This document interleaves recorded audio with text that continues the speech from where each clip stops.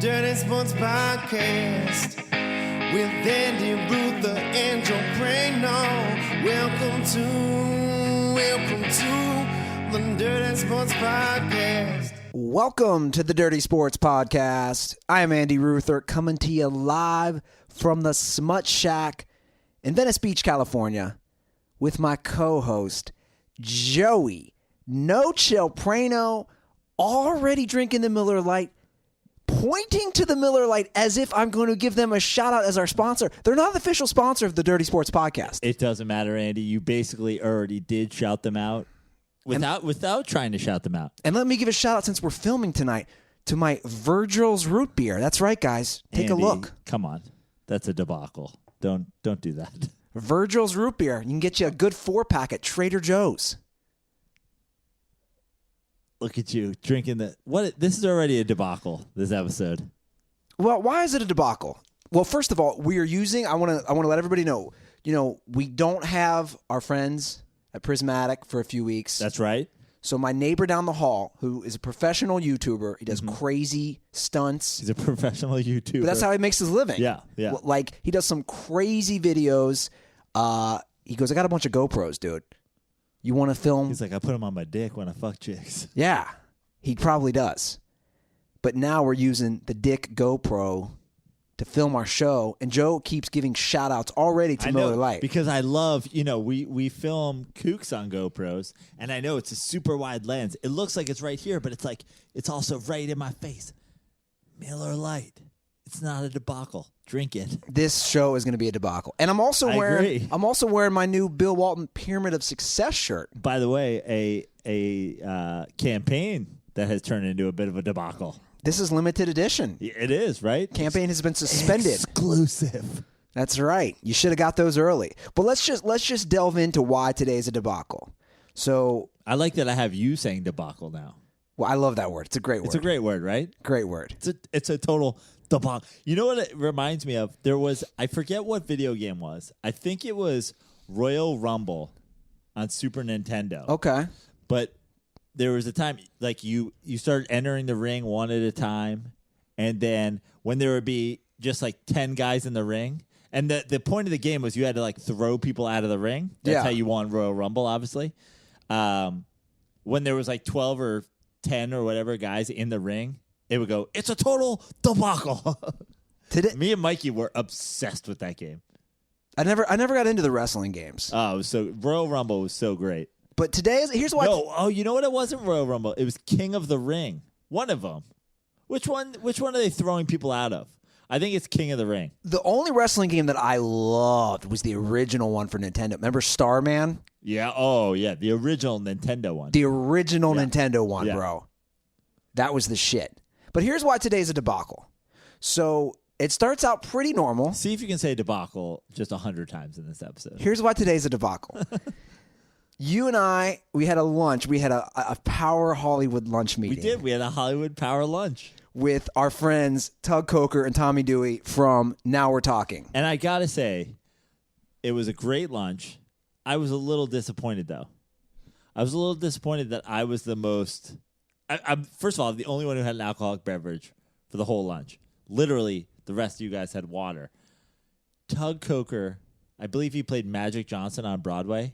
I know he was in Magic and Larry. I can't say for sure which one he played, but I think it was Magic Johnson. It makes sense that a white guy played Magic Johnson. I'm pretty sure it was Magic Johnson. All in blackface. And then we had Tommy, who is the lead, literally the lead of Casual on Hulu. Great show. I thought for sure these guys, super Hollywood, they're going to show up. They're going to order tacos. They're not going to eat them because they're going to be going back and forth to the bathroom doing blow and like drinking the whole time. No.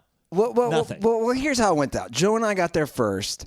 The waiter comes over, the vegan waiter. I mean, this could not be more LA. At literally a restaurant that has an off-site smoker. Yeah, like, so there's a smoker in the parking lot. Their specialty is meat, and they got a vegan waiter. So he says it's National Margarita Day, and that's all he had to say to Praino. And I go, it's lit. Well, also, I had already sent out the Venmo, #Venmo Happy Hour, which is my new thing. #Venmo Drunk. Do you have any guilt that you're letting dirtballs and fans of yours pay for your drinking? I don't know. Do the dirtballs have any guilt that 2 times a week I have to sit in your disgusting apartment for an hour and a half talking sports with you, the world's most dented man? I don't think my apartment's that disgusting, Well, by the yeah, way. thank you to me, by the way. No, I'm not going to give you Get credit. the fuck out of here. I'm going to give Jenny all the credit on that. I might walk out mid-show. That's offensive. Do you remember when I made you get rid of the couch? The couch that you literally found in a dumpster that was covered in jizz and slime and whatever. And I was like, I said, first things first, we have to do this and we have to do this and we have to do this. And you go, Jenny likes the couch. Okay. Jenny actually likes the couch. Okay, she did like the couch. The couch, which was literally covered in fucking tuberculosis. That was the most disgusting thing I've ever sat on. I find that hard to believe. You hooked up with the girl in a fucking porta potty in Mardi Gras in New Orleans. Yeah, well, I wasn't sitting down. She was. On your face. Anyway, so we meet Tommy and Tug for lunch. By the way, I love how you expect, especially Tommy, he used to get up at 5:30 in the morning to film every day for his TV show. Yeah. You just expected him to slam margaritas? I just expect him to slam margaritas and do blow and then be like, I'll nap it off tomorrow in my trailer while I'm fucking starlets because I'm on Hulu. By the way, if you have not seen their show, Now We're Talking on Verizon Go 90. So great. It's not only great, it's hilarious. Those guys are the creators, the writers. Lots of great cameos. Yeah, they were recently nominated for a Writers Guild of America award. Yeah. That's how you know it's real deal. Yeah. Verizon Go 90's got some good shit. I love it. I'm hearing rumors that they should add Dirty Sports. Oh, starting rumors. Well, think about it. Okay, they got Now We're Talking. Yep. They have the new show, MVP. Do I have to be on the wagon? Does everybody have to be on? Oh, no, they have Gronk. Gronk's on MVP. Yeah, which has Gronk, Antonio Brown, Terrell Owens. Who else is on that? Kevin Durant, I believe. Our friend Andrew Santino, comedian, he has a show. All guys who have never won championships on that show, except for Gronk, who's on the bench. Are we worried about the Go 90 curse? No. Okay. We're giving him a free plug right now. I know. I'm saying go to your local app store and buy it or rent it. It's free. I'll tell you what, the best thing about Go 90, and we're totally doing a free plug here. I don't know why we're doing this. They're not paying us for this. Because we want to get on their platform. That's why. I have a lot of apps for watching football, and one of them is a NFL mobile Verizon app, but it won't let me cast that to my Apple TV. Go 90 casts right to my TV. I watch live football on that shit. So go get you Verizon Go 90 and definitely watch Now We're Talking. And also follow Tommy and Tug on Twitter. We're giving them lots of love. And shame them for not drinking with me. Oh, yeah, shame them. Tug was like, I've got a 9-month-old. Cool story, bro. A 9-month-old. We'll just call him a 3/4-year-old. I mean, what's with the months? Well, Praino, first of all, let's just discuss what happens. So we go to lunch. We have a couple-hour lunch with them. Then you and I go get haircuts together like we're dating. Yeah. We go get haircuts together right next door at Floyd's. And because I was drunk. This is going to be a long episode, isn't it? It's going to be great. Because I was drunk. It's going to be a total debacle. Because I was drunk, you convinced me to go to Floyd's. I didn't convince anyone. Well, between the two, you were like, I might go to Floyd's. And then because it's right next door to where we were having and then lunch. Because I was drunk, I was like, you know what? And I've been planning on getting a haircut all week because I'm leaving Sunday and I will look dapper for when I meet a Tico lady in Costa Rica. What's that? That's what they call Costa Rican natives. Ticos. Ticos. Yeah. So I'm trying to meet a Tico 10, if you know what I mean. Or Tico, what's Spanish for 10? Diez. Yeah, I'm just going to go with the Tico 10 because I'm not going to say that. But anyway, Gay Dave out of the country in Cambodia, fucking Cambodian dudes. Fucking Cambodian boys. Yeah, totally. Because they all look like boys. 100%. Right? Like the dude could be 50, but he looks like a boy. Yeah. Big Gay Dave, my boy, he totally betrayed me. He's like, just text me when you want a haircut. I'm leaving on the 10th of February, blah, blah, blah, blah, blah. So I text him, doesn't get back to me. Now I'm haircutless. Big Gay Dave is in Cambodia, literally taking selfies in front of mirrors at gyms in Cambodia with his fucking pants off. And I'm like, Gay Dave, put your pants on and get back here to Los Angeles. I need a haircut. Instead, I went to Floyd's with you, and we got matching haircuts. I'm happy with how she did with my hair. Yeah, I feel okay. I'm okay. I'll survive. It's a vacation haircut. I'll live. So If a Costa Rican girl, if a Tico 10 doesn't come back with me because of my haircut, well, then she just didn't want a green card in the first place. yeah. So basically, we get the haircuts, and then I discover via your Twitter that you then took DirtBall Venmo money and then bought a shit ton of Miller Lite. You started the party at about 12:45 Pacific time, and then just have continued. And I've continued. I did an hour-long Periscope. I watched the first few minutes. What? Why'd you bail? Because I got Praino, someone has to put this fucking show together. I know you're enjoying your Miller Lite. So guys like Tommy and Tug and myself, we got shit to do today, Praino. I got to organize some things. Imagine if you also just got drunk today. This show would be just an epic debacle. It would be a disaster. It would be a debacle. It would be a debacle of a disaster. Yeah. So yeah, I've been drinking since 12:45. What time is it? It's currently 7:31. It's lit. So you're about 7 hours in. Yeah. So I went from lunch where I had a couple margaritas. I think I had 3 margaritas and a beer. Yep. And then we got haircuts. Yep. And then I went and I walked Vince and Blaze, my boys. Stopped at Kate's place. Had a tall boy of Miller Lite. Stopped at 7-Eleven. Got a 12-pack of Miller Lite. Went home. Just started crushing Miller Lites. Periscoping. Listening to Bill Walton on a podcast. That's a great podcast. You told me to listen, and I did listen to that today. I listened to the podcast. If you guys, I have no problem promoting this. If you want to enjoy. I know. By the way, I'm not promoting because this podcast got famous this week as the place where Kyrie originally said the earth was flat. It's Road Tripping with RJ and Channing. So it's Richard Jefferson and Channing Frye's new podcast. The episode with Bill Walton. He just talks for an hour. It's a 45-minute episode. It is nothing short of amazing. Did you listen to the whole thing? I'm like 10 minutes. I'm 10 minutes from being finished. It's a 45-minute episode, and about 31 minutes, they try to start wrapping up with Bill Walton. Yes, that's where I'm at. Yeah, and he literally blows through stop signs. Like, talk about a guy who just doesn't give a fuck. I'm to the point where this is so great. It's so great to be here. And he's like, you're so beautiful, Richard. He's like, you and Channing and Luke all playing for the Wildcats in the Conference of Champions. It's just so wonderful. It just makes me feel so good. Come over and sleep in our teepee anytime at 1010 Walton Avenue.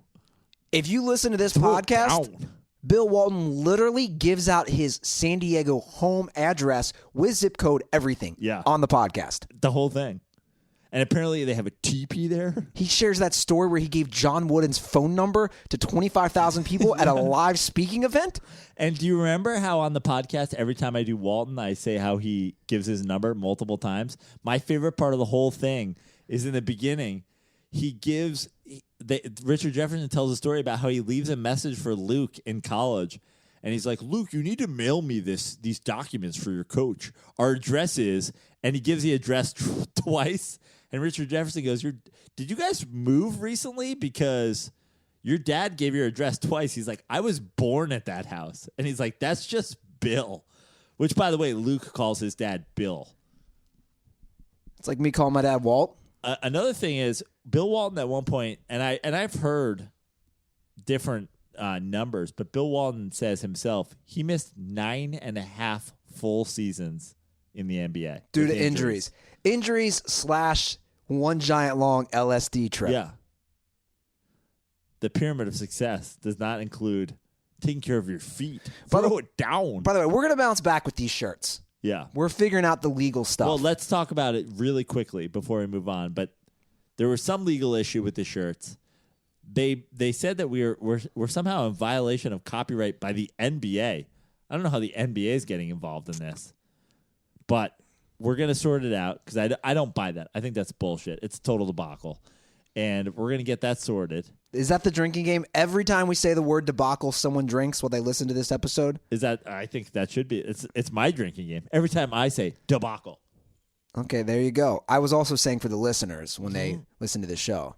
So for the listeners, it can be every time I drink, they drink. Easy. Even easier. Throw it down. But we're working it out.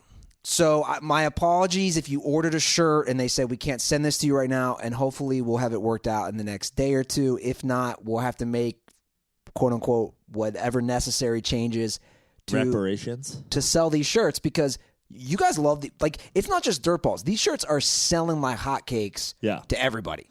Bill Walton is a beloved man. Beloved. Yeah. Let me say this, too. I like to say beloved. Yeah. It doesn't matter. Let me say this. I'm going to look at the camera for this, just in case we get this uploaded. If you ordered a shirt and then you got an email that said your shirt isn't being sent because of copyright thing, guess what? People who ordered it in the first 12 days are getting their shirts. What the fuck kind of person are you waiting until the last goddamn day to order your shirt? What the your life is a fucking debacle. There he goes. Joe Praino staring at our GoPro camera, giving today's speech. Okay, Praino, let's get into some Lakers talk. We're talking about Luke Walton, current Lakers coach. So much shit has happened since our last podcast. Hi, Luke. This is your father, Bill Walton. Congratulations on being the coach of the Los Angeles Lakers. So Magic Johnson has been named the president of basketball operations for the Los Angeles Lakers. The PBO. Now, I am a firm believer that this is not a good move. Here's why, and then I'll let you give your 2 cents. Here's my thing on Magic. Great businessman. He's worth a net, like $500 million. Obviously, he's done great with everything from his theaters to Starbucks to 24-hour fitness. The guy's business savvy. However, being a GM is completely he's different. not the GM, though. Yeah, good point. But my point is, he's still going to be one of the guys calling shots. Right. So okay, he's not the GM. What's the agent is the GM? I don't know the guy's name, actually, but he's Kobe Bryant's former agent / business partner. He's a super agent. Anyway, he's represented a number of basketball players. Is it official? Has he been hired by Magic to be the GM of the Lakers? Yes. Okay. Rob Pelinka. Okay. That's right, Rob Pelinka. So all this is going on, and here's my thing on Magic. Magic used to have a role with the team.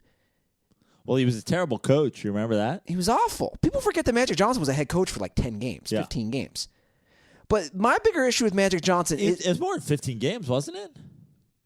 I thought it was a real short amount of time. I think half a season? I think he did like a... How positive are you? Are you HIV positive? Oh, shots fired. That it was longer than 10, 15 games? You know, I talked about this in my Periscope tonight, but just a reminder for everybody listening out there, you basically can't get AIDS from straight sex. So whatever Ruther says, condoms are for pussies. I think that is a bad message to be sending, especially our younger fans. You can get HIV from... The worst STD you can possibly get is a child. So wrap it up for the children. If you're wrapping it up because you're afraid of HIV, I mean, your life's a debacle. It's a terrible message, Brandon. But it's true. You're a terrible role model. It's true. Check in with our #1 ranked Dr. Dirtball, Zach Olmstead, who the first thing he said to me last time I was in New York, he was like, "You're totally right about that AIDS thing." I disagree. Thank you, Dr. Denthead. By the way, Dr. Denthead sounds like a horror movie from the 80s. It does. Where a guy shows up under your bed at night like, once you go to Dr. Denthead, he never stops visiting you. And then you come out and your fucking eyes all droopy and shit. And you go, Dr. Denthead. Why you got to go on my eye? My eye looks great, Praino. I'm just saying, if you were a horror villain, you would definitely have a droopy eye. Really? Is that what it would be, Praino? And like a straight up dented head. You know what? I don't need this abuse. I like want to Pinhead, but dented. I want to make fun of Magic Johnson for a minute. Let's go. Magic Johnson. Let's go. Magic Johnson. Okay. And I know some of you dirtballs know this too. He's basically the Joe Namath version of awful tweets. I've talked about on the show how Joe Namath tweets the most obvious things. And at times are you like, is this a troll or is this a moron? It's just a straight moron. Deadspin.com posted some of the most obvious and dumb tweets that Magic Johnson has ever written. Let's do for everyone troll, moron, or magic. Okay. I'll just read a few of them. Yeah. This is from May 2nd, 2016. Laker Nation, the first free agent the Lakers should go after is Kevin Durant. Magic. That's a Magic tweet. Here's another Magic. Good call, Magic. Same day. What the Lakers should do is win games. Same day. Laker Nation, the Lakers should call LeBron James' agent. We know he's going to play in Cleveland, but they should go after him just in case he leaves. Moron. This is great. So we have Magic and Moron. Oh, this is a good one. Here's a good one. This is a Magic Johnson tweet from November 5th, 2014. Kobe should be in the early MVP talks with LeBron, Chris Paul, Blake Griffin, Anthony Davis, Carmelo, Curry, Thompson, and Rose. That's Troll. I love this. So far we have 3. We have Troll, Magic, and Moron. This is great. I don't think he's trolling. That's Troll. You don't. He just. Who's Thompson? Klay Thompson. Klay Thompson.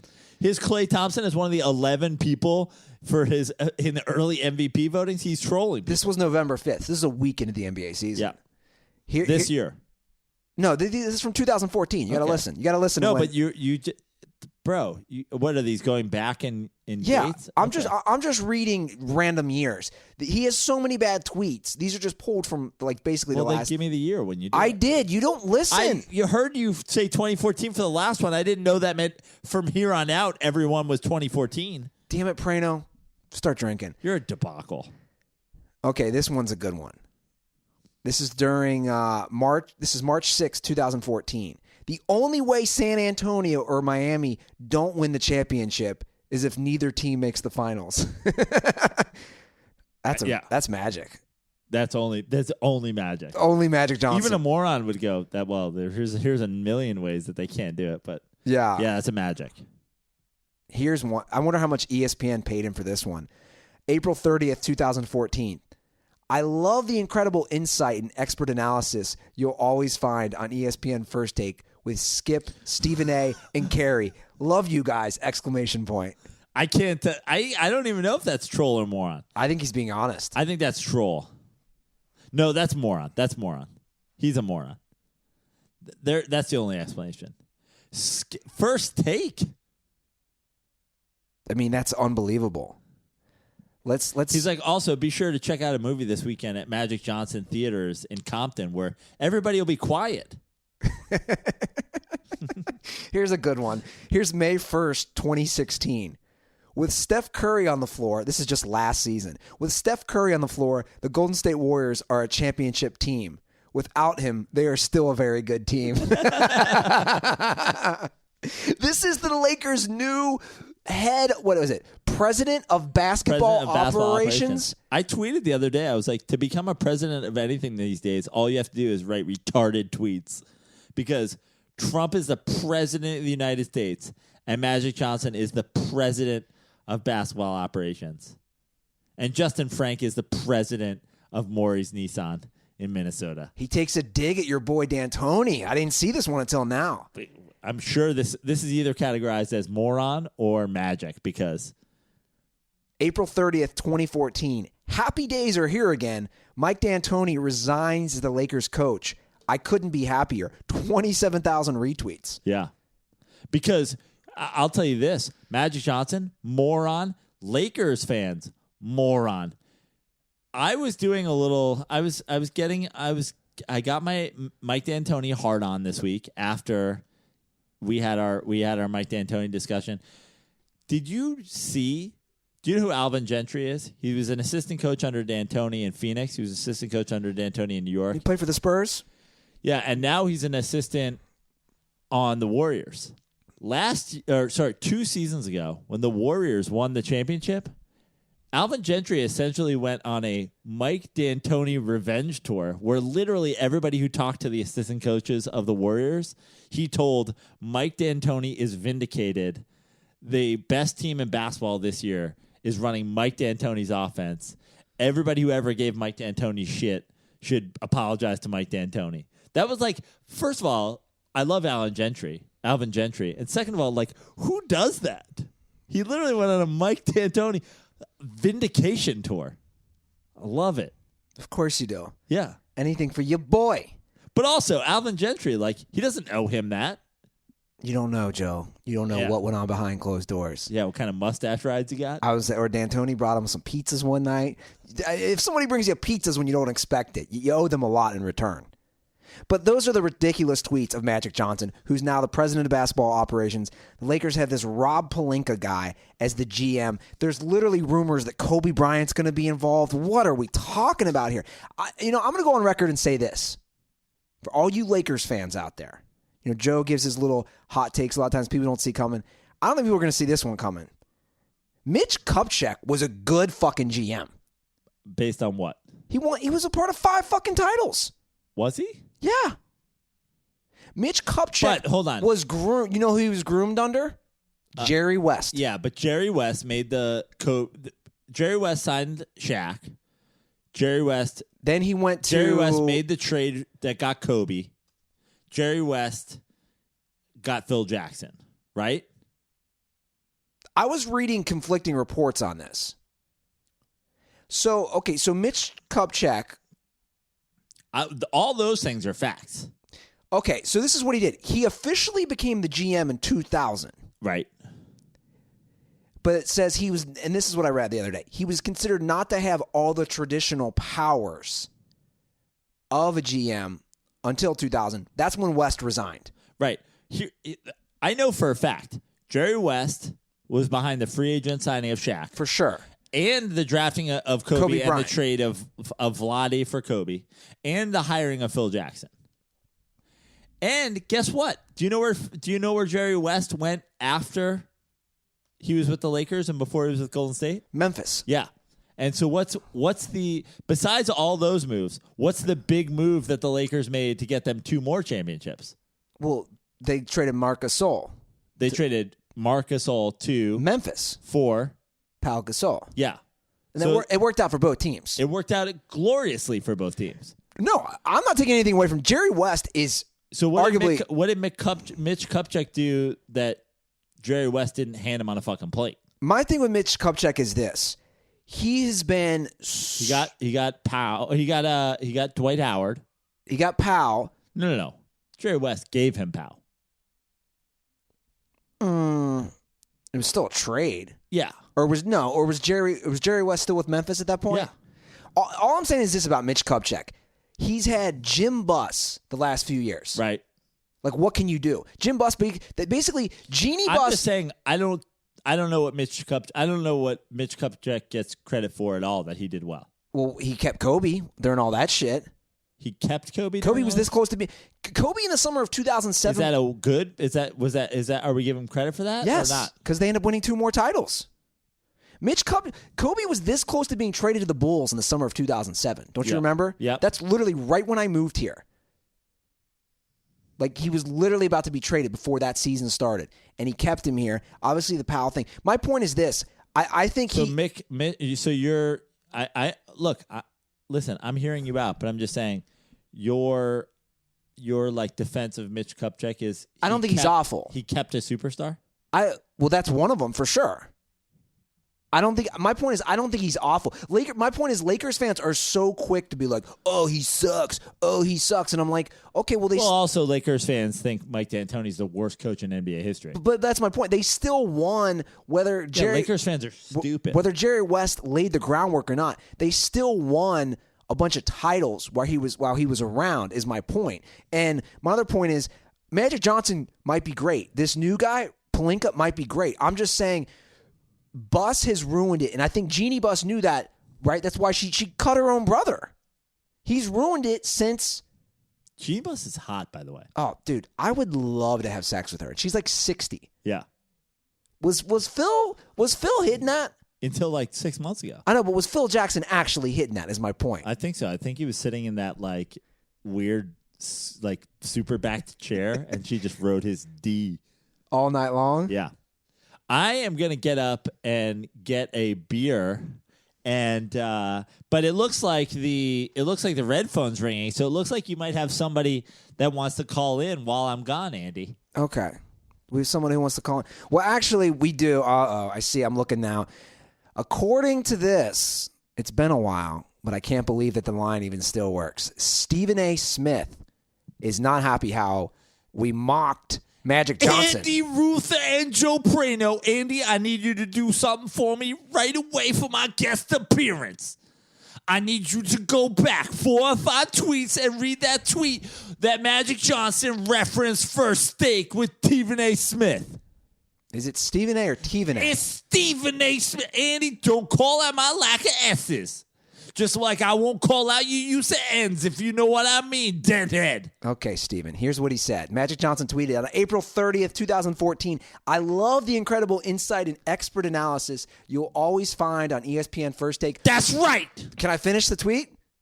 With Skip, Stephen A., and That's right. And Carrie, love you guys. That's right. I don't know what Magic Johnson thinks of Kerry or what Magic Johnson thinks of Skip. But I'll tell you one thing. I've talked to Magic Johnson on numerous occasions, and Magic Johnson is a Stephen A. Smith fan. Do you know why, Andy Ruther? Why is that, Skip? Because Stephen A. Smith knows what the fuck he's talking about. That's right. And I'll tell you what, my boy Magic Johnson is going to do what Magic Johnson does for the Lakers. He's going to bring magic. That's right. Magic Johnson is going to bring glory back to my Los Angeles Lakers. Am I from New York? Yes. Do I root for the Philadelphia 76ers? Yes. Do I also root for the New York Knicks? Yes. Do I also care significantly about the Milwaukee Bucks? Yes. Am I also a Los Angeles Lakers fan? Yes, I am. Am I allowed to have 4 teams because my name is Stephen A. Smith and I have 3 names? Absolutely. Now, Stephen, I want to ask this, though. Magic. You're not allowed to ask any questions, you racist motherfucker. I'm Stephen A. Smith. And guess what? This is not Trump's America. This is Magic's America. Magic is back in power in the NBA, and that means Stephen A. Smith is not about to be cut off on some fucking podcast. This ain't even radio. This ain't even radio. I do national TV. I do radio regularly. Okay, asshole. I'm gonna get mad. You're gonna cut me off. Why are you calling in then? Why are you calling in? You're gonna cut me off on the internet? Why are you calling in then? What is this, AOL in 95? You're gonna cut me off on the internet? Why are you calling in then, Steven? I'm just saying, you can't cut me off. Please continue, Andy. You will talk when you are talked to. My question for you was, before you rudely interrupted me. Where's Praino, by the way? Just gets up middle of the fucking interview? Scumbag. It's because he doesn't. This whole show is a debacle. Continue, Denty. My question for you, Stephen A., is this. Not only was Magic a failure as a coach, he also did, for a minute, have a role in the Lakers' office. So this isn't the first time around, and was such a disaster and a debacle that they got rid of him. So why is it going to work the second time? Andy Ruther, let me ask you a question. Do you remember 1985? How old were you in 1985? I would have been almost 4. Guess 4. what, Andy Ruther? In 1985, if you went to the hood, if you went to Compton, if you went to Harlem, okay? If you went to black neighborhoods in any city in America, you know where you went to watch movies? Nowhere. You went to your grandma's house and you watched on VHS the same movie that white people were watching in theaters on VHS on a recording of a white person in a theater in a white neighborhood. That's right. If you wanted to see Star Wars, you had to go to your grandma's house, watch it on TV on a recording of a recording of a recording. But what happened? Magic Johnson became an MVP in the NBA, and then he started multiple theaters. Magic Johnson Theaters available everywhere. That's right. And now, anywhere in America, black people can go and watch movies on movies on movies. I watched Moonlight at the Magic Johnson Theater the other day. That gay black kid looked great in fucking IMAX. So let me tell you what. Magic Johnson has fixed movies. Magic Johnson has fixed football. That's right. A lot of people don't know that. Magic Johnson was like, yo, people in the NFL shouldn't get HIV. And people in the NFL were like, okay. And now Magic Johnson's going to fix the Lakers. The end. You know what I find interesting, and then I have to let you go, Steven. Everyone talks about Magic. The Dodgers, since he became an owner, a part owner, they've never even made it to the World Series. Shouldn't he keep his focus on the Dodgers? He's already moving to the Lakers? The Los Angeles Dodgers, I almost said the Los Angeles Dodgers, because yes, am I a Los Angeles Dodgers fan? Yes. I thought you were a Yankees fan. Am I a Yankees fan? Absolutely. Am I a Philadelphia Phillies fan? Of course. Do I like the Atlanta Braves? Yes. Am I a Texas Rangers fan? 100%. Am I suddenly a Chicago Cubs fan because they won the World Series? Absolutely. Do I root for the Oakland A's? No, they're a debacle. Do I root for the Los Angeles Dodgers? Of course. Magic Johnson's the president of baseball and basketball operations for the Los Angeles Dodgers. I am on board. But let me tell you this about the Los Angeles Dodgers. Up until this past season, they had a white man, Don Mattingly, with a white mustache in charge of the team. And what did Magic Johnson do? What did he do? He hired a new manager. He brought in Dave Roberts, black man in America, stole bases for the Boston Red Sox. Yeah, but they didn't even make it to the World Series again. But you know what? They won one more round. And you know what? If you look at their rotation, what do they have? Clayton Kershaw, white man. Some kind of Asian dude. A couple other white dudes. What do they need? They need black men in their 5-man rotation. And then they go into the World Series. And I trust in Magic Johnson. He is going to do magic, just like he did magic in turning HIV into never having AIDS. Are we all just going to act like that? Are we all going to act like David Blaine and a block of ice is some significant shit? Magic Johnson has had HIV for 30 years and never turned into AIDS. Are you kidding me? All right, Steven. No, hold on. We're talking about actual magic here in America. When you look at a magician and he starts pulling a fucking nonstop thing of handkerchiefs out of his sleeve, that ain't magic. That ain't magic. That's a sleight of hand. Okay? Steven, that's a sleight of hand. You literally lost it. That's a sleight of hand. What's magic is having AIDS for going on a quarter of a century, HIV for a quarter century, and not ever getting AIDS. Are you kidding? Who's the one person ever that did it? Magic Johnson. The end. Okay? So what Magic Johnson's also going to do for the Los Angeles Dodgers is he's going to find a black starting pitcher in 2017 in America. How many other straight-up African-American starting pitchers are there in baseball today? None, unless Tom Gordon had another kid. Magic Johnson about to do it. Magic Johnson, the starting rotation of the Los Angeles Dodgers. Okay, Steven. About to look like the Watts Riots. It's about to be super black up in here. I got to cut you off, man. I appreciate the call. You just, too much. Have we cut off Stephen A. yet? Oh, there went the camera. Oh, look, Stephen A. tried to take down the camera. Look at this. We might want to check on that because it completely affected it. You want to check on the camera? Stephen A., in a drunken disaster, knocked over the camera. What a disaster. I tell you what, I don't miss his calls. He was fired up. God. Good news. He made me laugh, though. Good news, bad news. Good news, Stephen A's got. Bad news, I only have 2 beers left. It's all right. I got 2 more high-end root beers in there. So that's what's going on. So the Lakers also traded Lou Williams to the Rockets for Corey Brewer and a first-round pick. Congratulations to Lou Williams for being a max player a year and a half from now. I think this is a great deal for the Lakers, though. How so? Because they're done. They have absolutely nothing going on for them. They got a draft pick. They got a first, and I know it's going to be a late pick. It'll be a late pick for Houston, but they say this is supposedly, who knows? They say this is one of the most loaded drafts in 10 years. So the Lakers now are going to have 2 first-round picks. I think it's a great deal for them. Why keep Lou Williams, who's just a fucking, just a point machine off the bench, right? And I'll tell you, this is the best trade ever in history for Lou Williams. He can't wait to go from 16 points a game to 27 points a game under Mike D'Antoni and the Houston Rockets and legit get a max deal next year. But I don't think it helps the Rockets that much in the playoffs. Well, it doesn't. He doesn't play any fucking defense. They don't play defense. And that's why they're going to go down early. Hence my early critique of Wait, they're going to go down D'Antoni. Early? What's early? They're not going to make it to the Western Conference Finals. I bet you they do. Let's make a bet. Let's do it. How many bets are we going to have here? I have none with you right now. Okay. Right? I'm still waiting on you walking around L.A. in Trump gear. I mean, my hair was purple, bro. Okay. My hair was as purple as Stephen A. Smith's lips. I'm just saying. The Trump bet, that's racist right there. Don't make me the racist. Stephen A. Smith's lips, they're purple. That's some racist shit right there. Because he starts yelling so much. Don't backtrack. That's some racist ass shit. Here's all I'm going to say. Well, first of all, the Trump thing, you and I both know.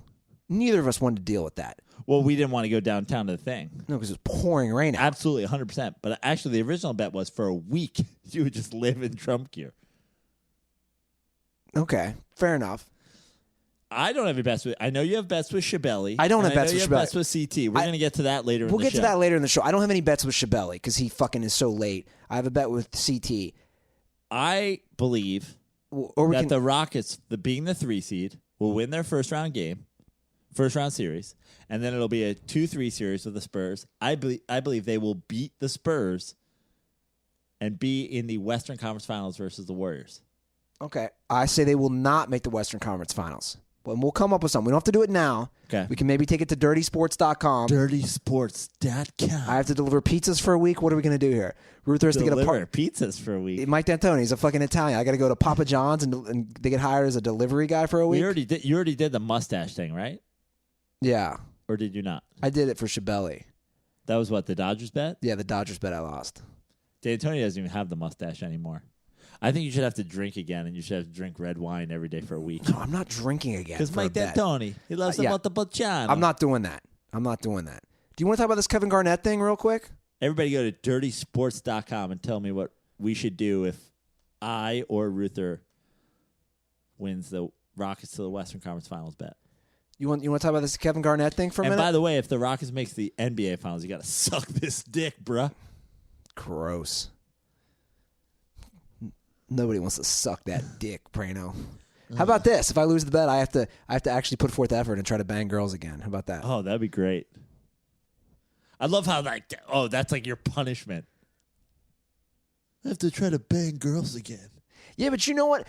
After I had my brain injury and I had just lost all feeling in the tip of your dick. Well, no, when you lose desire. Like, it's a proven fact. You lose when you have a brain injury. You lose your sexual desire just completely goes down. And after you shamed me so hard at your birthday party, and then I had sex with the girl the next week. It wasn't even for me. It was like to get Praino to shut the fuck up. Yeah.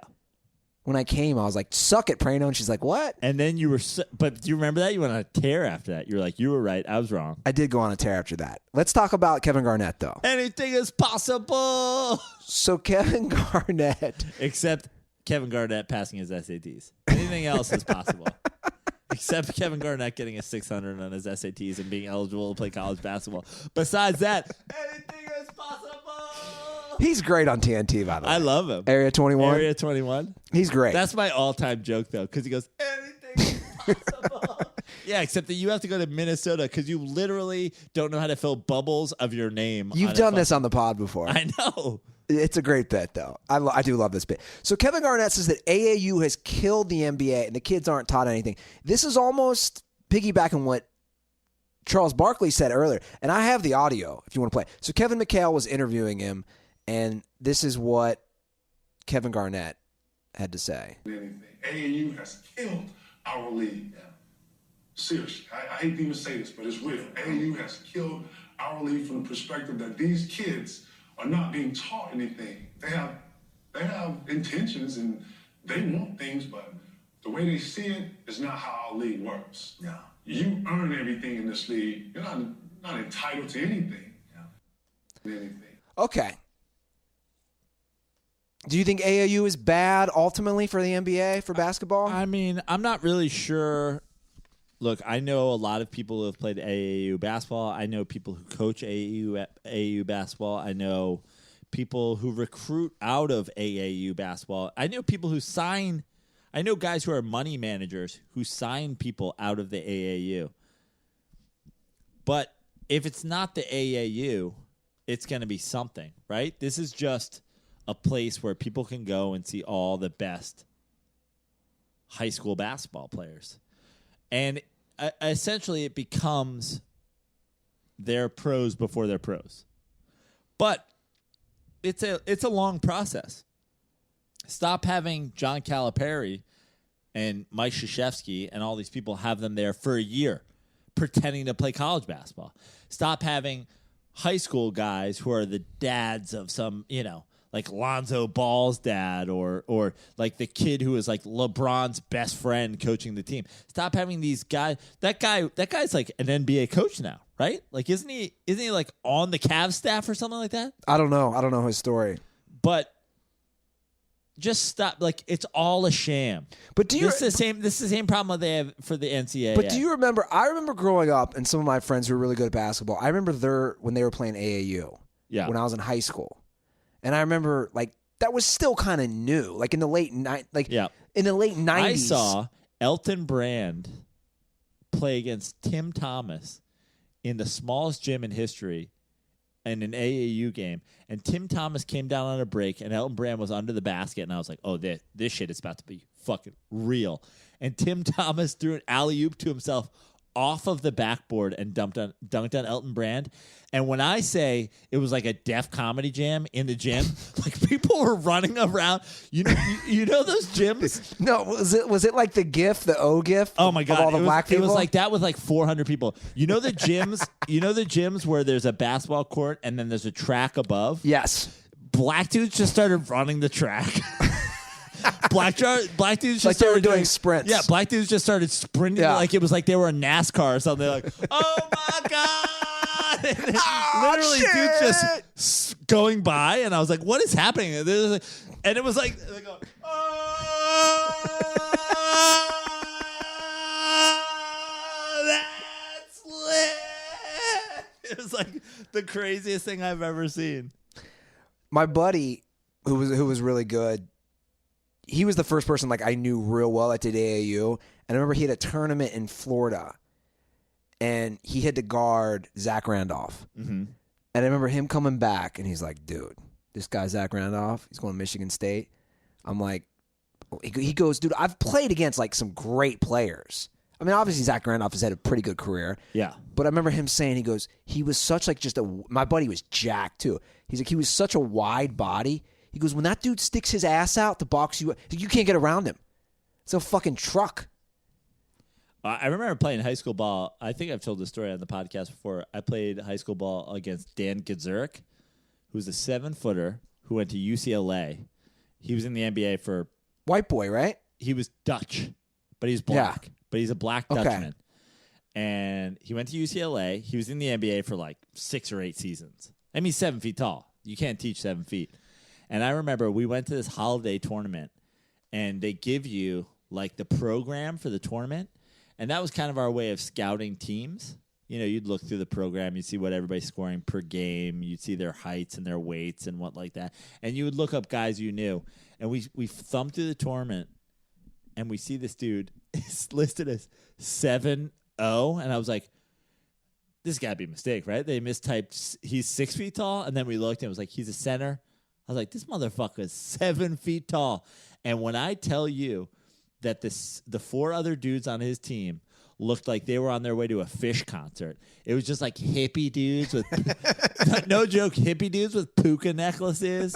That were like I think one of them literally wore Birkenstocks onto the court, and their whole job was just throwing lobs to a 7-footer. That's amazing. We've talked about this at length. I sat the bench for my high school team. They blew us out so hard that I got to play. But before I got to play, we were cheering for him. He was just like dunking on kids on our team, and we were like loving it. That's funny. I was doing the black guy gif when he would like they would just go like inbounds into the basket, and they go like they tap the ball and they just throw it to the hoop, and he dunk on people. I would just run up and down the bench like, oh shit. You know what we need to do? Inspired by the black guy gif. How have we not done this? We say we're going to do this every summer. The league they play, is it in Compton or Inglewood? What I know what you're talking about. The league, all the NBA players come and play. Yeah. It's just in like a high school gym. Yeah. The Drew League, right? The Drew League. Why have we not gone to that yet? We should go. Is it open gym? Can you just go watch? Yeah, you can go watch. I mean, because some NBA players, NBA players. James Harden, remember last year James Harden was getting heckled by some dude? Yeah. Did you ever see that big video? Because NBA players go in New York all the time and play at Ruther. Yeah. Which is outside. And you see the random, like Artest would come down and play in Venice Beach. Well, Artest still does. I watched Artest last summer, but that's just a debacle. Oh, dude, I heard some guy today, some fucking cheddar dick. I'm walking by after doing my Little Beach workout, and some guy goes, "Oh, He goes, the basketball in Venice Beach is really good on the weekends. I just want to be like, no, it's not. It's dudes just yelling, foul. That ain't a foul, motherfucker. That's a foul. Oh, shit. That's a foul, motherfucker. That ain't no foul. You travel too, bitch. And I'm like, they don't even play. They just bitch about every fucking call every 2 seconds. Debacle. Total debacle. You know what's not a debacle, though, Joe? What's that? Harry's razors. Oh, my God. Look at this. I'm getting in front of the camera. Look at this. You see that clean shave? That perfectly clean-shaven dent face? Dead face. That's right. Used my Harry's razors tonight, and you know what I used, which you and I both love? That shaving cream they have, Joe Praino. Great shaving cream. The thing I love about Harry's razors is like you don't even have to worry about imperfections in your face because it's just such a smooth shave that literally you can be shaving and then you go, oh, there's my dent, and it just rolls over it so smoothly. Harry's, it's cheap. I literally have not bought any other razors since we started working with Harry's because it's cheap and it's easy and it shows up right to my apartment. It's efficient. I don't got to go to, to my favorite spots like CVS and ring a bell and then a leprechaun shows up. That's the worst part. You go to these pharmacies and then you have to stand there and you have to like mecca lecca high. Mecca hiney ho. Beetlejuice, Beetlejuice, Beetlejuice. And then some guy appears out of the fucking woodwork. He just like the tampons part and he walks in. He's like, do you need me to unlock the razors? Yeah, I don't have to deal with that. And they're like, say the magic. Does Precious want razors? How easy is it? And I just send you a text and a picture and say, hey, yeah, Harry's razors arrived in the Smut Shack. We got them because it's 5 German Engineered blades. It has a lubricating strip. Them blades engineered, bruh. Flex hinge for a comfortable glide. That trimmer blade for hard to reach places. Like I like to get up with my nose. And a weighted ergonomic handle. All this for a $2 blade compared to the $4 or more you'll pay at the drugstore. So here's, guys, pay attention. I'm going to look at the camera again for this one. Harry's is so confident in the quality of their blades. They want you to try their most popular trial set for free. That's right, guys. Free. It comes with a razor handle of your choice, 5 blade cartridges, and shaving gel. Free when you sign up. You just got to pay for shipping. Now, to redeem this free trial offer, we have something new. We have our own link. Listen up, dirtballs. Attention, dirtballs. There's no more promo codes. To redeem your free trial offer, go to harrys.com/dirty right now. harrys.com/dirty. I think they made it simpler. Yeah. We have our own link, harrys.com/dirty. Harry, I remember Harry called us up. We had a conference call with Harry himself, who called us up and was like, we've noticed that your fans, they're not the smartest. They're not good with promo codes. We've decided to scrap the whole promo code thing. Now they just need to go to harrys.com/dirty and just do everything from there. And I was like, oh, okay, cool. And then they still have to put them in a promo code. And he's like, no. They're too dumb for that. Just have them go to the website. And I was like, I'm kind of offended at how you're speaking about our fans. And he's like, it's cool. They're kind of a debacle. Just send them to our website. Yeah, but you're like my co-host, Andy Ruther, would totally agree. Yeah. They're not the brightest. Let's talk some baseball. Rob Manfred, dare I say, is he trying to turn into the Roger Goodell of Major League Baseball? I mean, it's a shit show. What's going on with this dude? I don't know. What, this is one of those things where it's like, is anybody in the boardroom with you? Are you in a closed room where you don't have anybody that has any sort of fucking sense? Is he a Hitler type? Are people afraid of him? Why has no one come in and gone like, yeah, so that's retarded? So we've obviously discussed some of the rules, like some of the absurd rules, such as putting a guy on second base to start the. Ignore your fucking phone, Praino. I am. It's your boy. Ignore your phone. Anyway, as far as putting a guy on second base to start extra innings, my thing is this, dude. He's mad. Oh, so here's what's going on. The Players Union basically said, fuck you to your new rules. Yeah. Well, they said, fuck you to your man on second base rule. You know the new rule that happened yesterday, right? Starting this year, no intentional walks. You don't have to throw the pitches. I know. You motion. Yeah. The dugout motions to the ump. Absurd. Absurd. They're not going to actually pitch it's like a digital intentional walk. Absurd. Because it's stupid. They did the math last year. By the way, intentional walks happen one every 2 games. They take about a minute. So they did the math. I believe they came up with, over the course of the season, it would be 32 seconds off of a game. You have saved no time. You've saved no time. None. Not whatsoever. Not only that, but now when guys miss pitch on intentional walks, Jason Kipnis for the Cleveland Indians, he tweeted yesterday, I have scored twice on duffed intentional walk pitches. But that would also be interesting if it happens. What do you mean? If they fuck up an intentional walk, of course it'll be interesting. That's it what I'm saying. happens all the time. That's what I'm saying. Guys hit it. They don't throw it far enough outside. Bo Jackson hit a homer on That's what one. I'm saying. You got to pitch the ball. Got a hit on one. You got to pitch the ball. People move on the intentional walk all the time. See, this is what I hate about Manfred. It saved 32 seconds a game. This is what I fucking hate. If you read some of his quotes, Praino, it's all about research. As if research shows 71% of people think I'm a fucking dude. This is what he says. I'm firmly convinced that our fans want us to respond and manage the changes that's going on in the game. I'm certain our job as stewards of the game is to be responsive to fans. Oh, really? You want to this is what he wants to do. You want to respond to the fans who 90% are fucking stupid. Right. But the other thing is... Hold on, let me finish what he says.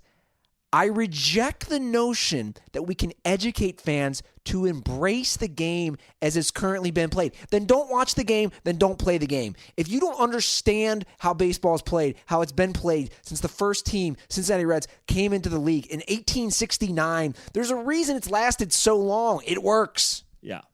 The other thing is, they're doing this thing to save time. What are they saving? And they're not saving any time. And... I've suggested this on the podcast before, but just chill with the commercial breaks between innings. Amen. And you would save 10 minutes. I said every inning and a half before. Now I say in the middle of the third and after the sixth, or after the third and in the middle of the sixth. Either way, twice a game. Once after the home team is up, once after the away team is up. The pitcher gets 5 practice tosses, and then you go right to it. And if you go, well, then the team who happens to have it later, maybe there are relievers in, fine. Then you know what? Do it in the top and the bottom of the fourth. Fine. Do it at the exact same time in the game. And just move on from there. You just saved 10 minutes in the middle of the game. Well, here's the thing. It's we don't have the problem is they're not going to want to give away that advertising time, right? No, I know. In theory. And people will say, well, you guys are stupid because advertisers is how the league makes money. Right. So blah, blah, blah, blah, blah. But hold on. Hear me out here. No, I agree with you. Yeah, but hear me out also. Why do they want to speed up the game? Because millennials can't sit still and watch it. And what does that translate into? Millennials can't sit still and watch it, so they're not watching it. Yeah. Right? So if you shorten the game, in theory, you'll get that many more watchers. And in theory, your advertising rates will go up. Right? So you're not actually losing money on the commercials. If your viewership goes up, your commercial rates go up. Sure. And then you make up for the lost commercial break by being able to sell commercials for the rest of the time for more. Well, and here's what I find. You're welcome, baseball. I fixed you. And here's what I find interesting, too. Football is doing the complete opposite. How about this? How about fucking this, Andy? I realize that we're in America and no one gives a shit, but you realize soccer has 0 commercials? 0. They never go to commercial. Ever. Except halftime. That's it. Yeah. So go to commercial fucking 10 minutes a game. No, but what I was going to say is football's doing the opposite. So football wants these longer commercials. They want more views. My point is it hasn't affected that game. People are still watching the game. Sure, ratings were down this year, right? Overall, weren't NFL ratings down? My point is that's all bullshit too. We already I talked agree. About this with streaming, but that's my point. My point. I didn't watch a single football game on cable this year. But that's my point. My point is this notion that millennials have to have it shorter is bullshit. But you know what? Because you sit through a 3.5, 4 hour game. Hey, millennials, I know this isn't something that you ever had to deal with in your life. It's more of a thing for us 90s kids. But get AIDS. I don't give a shit what you want. I'm sorry. If I can't watch a whole baseball game on Snapchat, then I don't care. Well, great. Kill yourself. The end. Take a time machine to the 80s, get AIDS, and die. Not Magic Johnson AIDS, though. No. Proper AIDS. Because you will live forever. Proper kill yourself, Jenny from Forrest Gump AIDS. Oh, Jenny. You had to bring Jenny from Forrest Gump into it. How did Forrest... I mean, I don't know how many times I'm going to bring this up. How did Forrest not get AIDS? She raw dogged him. By the way, she's a criminal. She had AIDS before she had sex with him? Yeah. Oh, you want to know how Jenny goes into Forrest? No. This is what... Hold on. Yeah. Let me just say. Jenny Do you want me to from tell Forrest you the Gump, answer to your question? She raped... You can't get AIDS from straight vaginal sex, Andy. We've covered this numerous times. Jenny raped a mentally handicapped man, had his baby, didn't tell him. Jenny is a terrible person. Yeah. And guess what? Robert Zemeckis did his research and was like, P in V, not getting AIDS. He's like, if Forrest Gump had gone with that retard raw dog of her ass, he might have gotten AIDS. But otherwise, he's good. You want to shit on Bryce Harper for a minute? Yeah, love it. Can't wait. I think he gets our Cheddar Dick Award for the week. Also, the century. So Bryce Harper, he's a Cowboys fan? Yeah. Surprise, surprise. But no, this is what Bryce Harper says. This is amazing. This is Bryce Harper, because people are calling him out how he's just a front runner, how he's just a homer, right? He says people were giving him shit a few weeks ago because he's wearing his Cowboys gear at, I think, on Monday Night Raw. He says, I wear it every day too. I do. I mean, I've always been a Cowboys fan since I was 5 years old. Oh, it gets better. And I'm a Duke fan, and I'm a Lakers fan, said Harper. I mean, I'm from Vegas, so I'll gamble on the best every single day, and that's what I do. So Bryce Harper, in one quote, has managed to say he's a Cowboys, Lakers, and Duke fan? Yeah. He was also a Yankees fan before he became a before he became a member of the Washington Nationals. Is he Stephen A. Smith? Yeah. Right? Bryce Harper is Stephen A. Smith. Yeah. They're the same fucking people. It's ridiculous. He's one. I know people like him.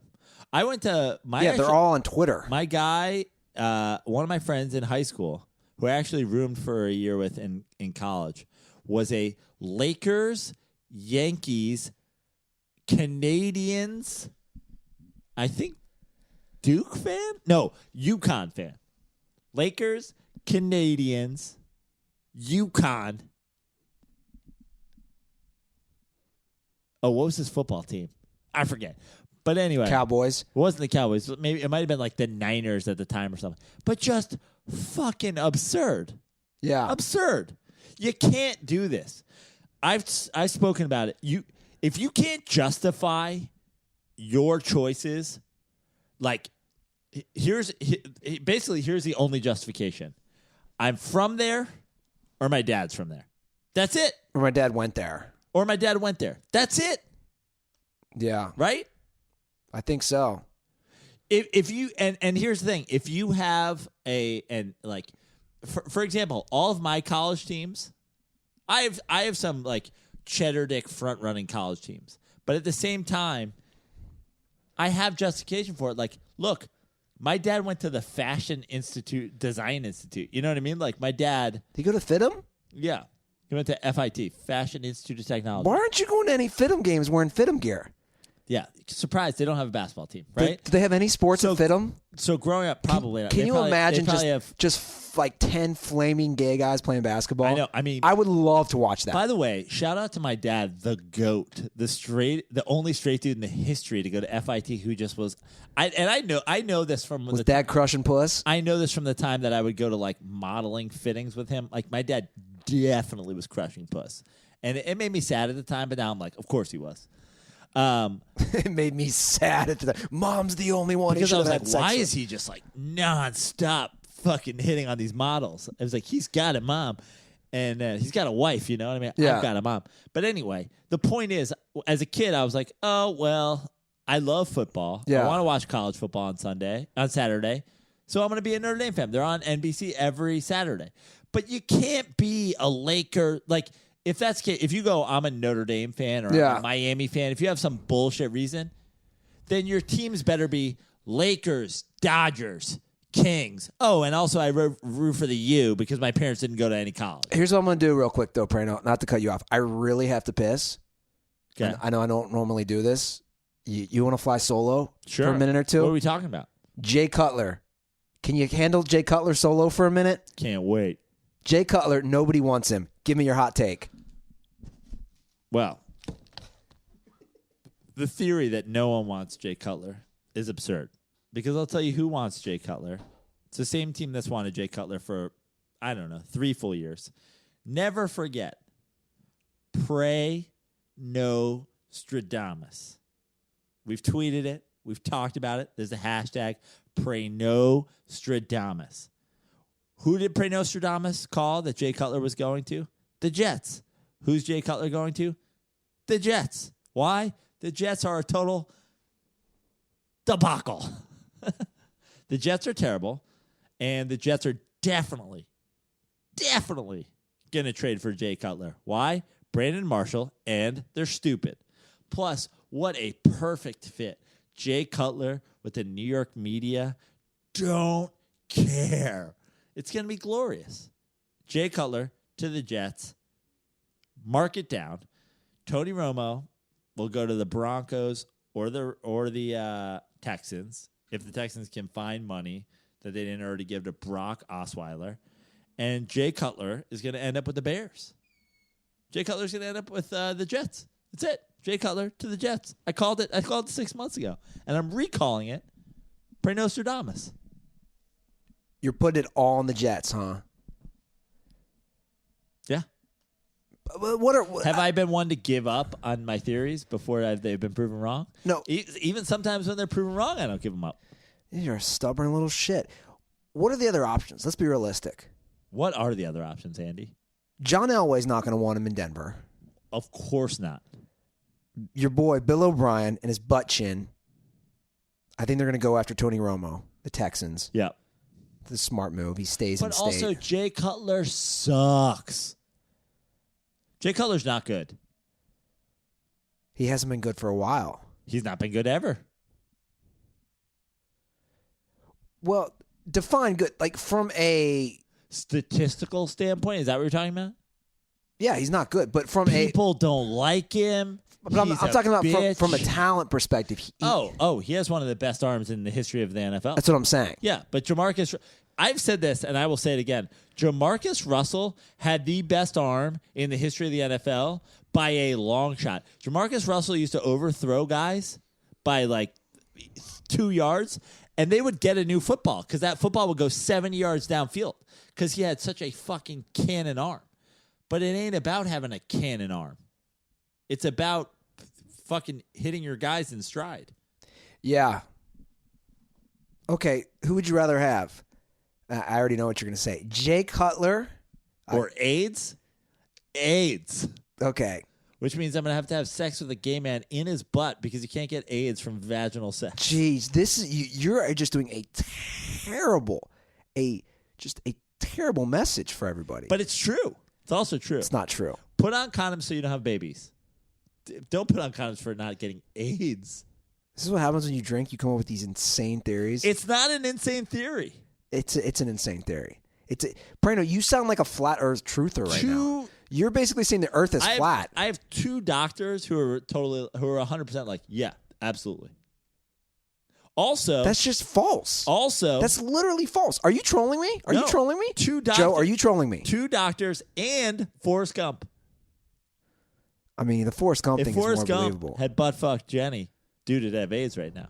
Because there's no blood involved in vag sex. What if she's on her period? Well, I mean, look, don't go having period sex with people you know who have AIDS. I mean, that's just a stand. I wouldn't even put that on the list of rules because that just goes without saying.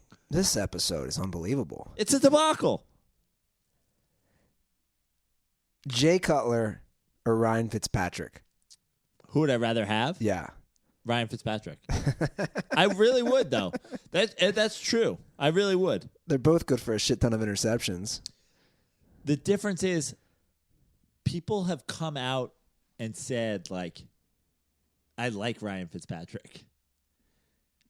The only person in history who's ever liked Jay Cutler is Brandon Marshall, and he's bipolar. Brandon Marshall also likes Ryan Fitzpatrick. I'm saying, my point is, multiple people have come out and defended Ryan Fitzpatrick. Not a lot. Yeah. Not a lot, but a handful.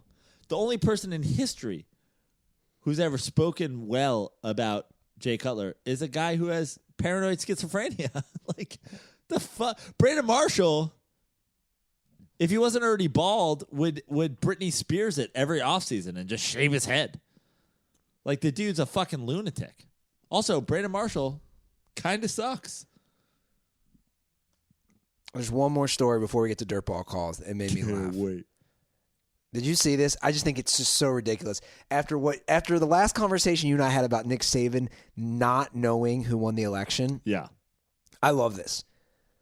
Mark Zuckerberg showed up to Alabama's campus, and there's this picture with Zuckerberg and Saban, and it cracks me up. And this is what Zuckerberg posted on Facebook. We stopped by the University of Alabama and sat down with Coach Saban. We talked about what it takes to build a world-class football organization. Many of the same things go into building a good company and a winning football program, a focus on recruiting, developing talent, and setting high expectations.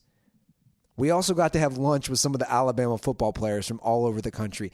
I mean, this is just hilarious. Yeah. Okay, I love this picture. I tweeted this out on Dirty Sports, too. It's Zuckerberg, some Asian chick, and Saban. What is Saban saying to them right now in that picture? He's like, look, here's what I do. Hear me out. He's like, get this Asian out of here. I need my playbook. He's like, Zuck, look at me. Look at me in the ass. Zuck, are you a Jew? Well, look, I'm going to look past that for right now. But anyway, go find. He's like, I know you're competing with Uber and Snapchat and Grubhub. He's like, MySpace I know is hot right now. Like, I know you're competing with them for the best of the best in tech talent. But here's what I would do if I were you. Find poor black kids who are great at tech engineering. Go to their house with a suitcase full of money, hand it to their grandmother, who definitely raises them, and be like, you're working at Facebook now. The end. What are they going to do? Uber's going to go there and be like, you could come and you get these benefits. Just show up at their house with a suitcase full of unmarked bills and be like, Mammy? Mammy? Mammy. Look at me in the eye, Mammy. Darrell? He coming to Facebook. What are you going to do? Look her right in the eye and go, what are you going to do? You're going to go to Uber? You heard about that shit with the Muslim man? You're going to go to Snapchat, make fucking dog ears? No. Here's $200,000 in cash in a suitcase. Suitcase is free, by the way. You're coming to Facebook. I would and then just drop the mic. I would love Praino. I would love the scenario with Saban's. Also, look for guys with quick feet. Quick feet. Quick feet are the key. People can be fast, but if they're quick. Saban's secretary, right? He's like, Diane, quick feet, Ruther. He's like, Diane, what do I got today? Got any meetings? And she's like, yeah, Nick, the guy from Facebook, the founder. He's like, what's Facebook? What do you mean I got a meeting from the guy from Facebook? Is he a recruit? He's like, you mean that thing I had to tell my daughter to get off because she wouldn't stop putting out bikini pics? The Facebook? What is the Facebook? Zuckerberg? I never recruited no boy named Zuckerberg. I love it. I once recruited a boy named Zuckerberg to steal signs from Auburn. Them Jews are good code breakers. Why is Nick Saban anti-Semitic? Because he's a goddamn. Because he's from West Virginia. Yeah.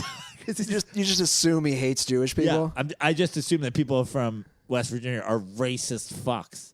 Randy Moss is from West Virginia. So is Mike D'Antoni. Goat. Yeah, are you calling Mike D'Antoni racist? No, because he's Italian. Italians love black people because Sicily was conquered by the Moors. Oh, that's the history, Praino? Your great-great-grandmother. Huh? You know that quote? True romance?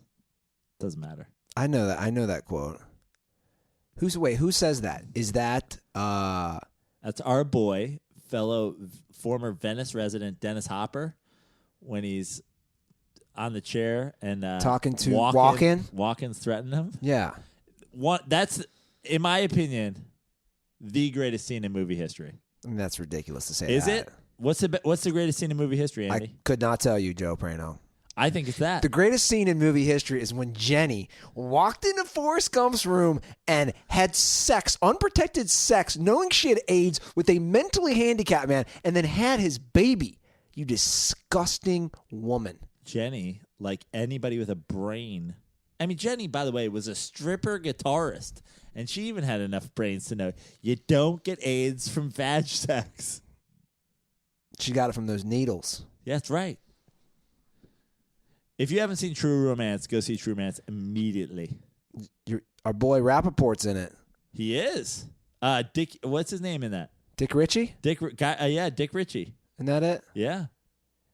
We got some good calls today, Praino. We got some good fucking calls today. Let's do it. All right. They're not going to be able to hear this, or they're going to be able to hear it on the podcast, but they're not going to be able to hear it because we don't have that shit. We don't have that. We're going to link up the audio with this anyway. That's how you do it. You're going to do that? Well, no, that's how we're going to do it anyway. What are we taking the audio from the GoPro? You ever listen to the audio on a GoPro? It sounds like you're down a well. So I got to do this shit tonight? Yeah. No, I'm not doing this shit tonight. God damn it. I don't have time for this shit, Praino. Anyway, let's get to some dirtball calls. Dirtballs, dirtball calls. Yeah. Dirtballs, dirtball calls. Dirtballs, dirtball calls. We got the dirtballs, dirtball calls. Lots of hockey-related calls. Hockey? Lots of hockey-related calls. So what? I will get to the first one.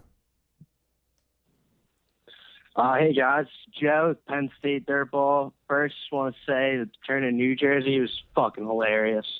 And anyone mad about it's complete cheddar dick.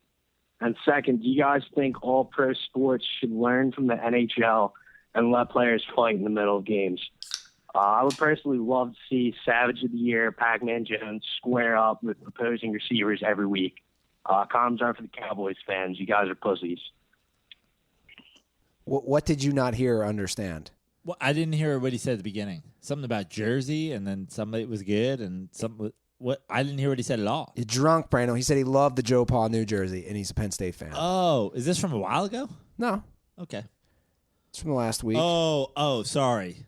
I get it now. I heard him say New Jersey, but he said Joe Pa, New Jersey. You're drunk, fam.